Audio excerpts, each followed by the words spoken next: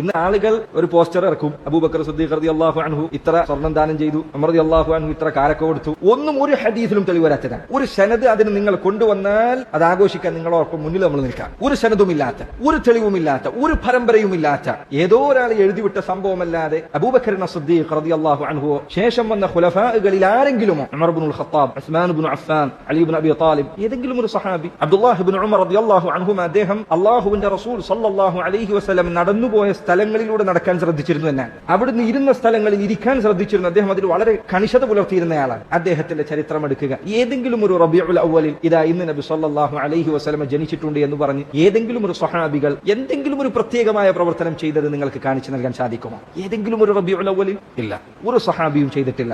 സ്വഹാബികൾക്ക് ശേഷം നബി സല്ലല്ലാഹു അലൈഹി വസല്ലം ഖൈറുൻ നാസി ഖർനി സുമ്മ അല്ലദീന യലൂനഹും, ഏറ്റവും നല്ല ജനങ്ങൾ എന്റെ തലമുറയാണ്, പിന്നെ അതിനുശേഷമുള്ളവർ എന്ന് റസൂലുള്ളാഹി സ്വല്ലല്ലാഹു അലൈഹി വസല്ലം സർട്ടിഫിക്കറ്റ് നൽകിയ സമൂഹമാണ് താബിഈങ്ങളുടെ സമൂഹം. അവരിൽ ആരെങ്കിലും, തബഉ താബിഈങ്ങളിൽ ആരെങ്കിലും? ഇല്ല. ഈ കാര്യം ഈ പറഞ്ഞവരുടെ അടുക്കലൊന്നുമില്ല.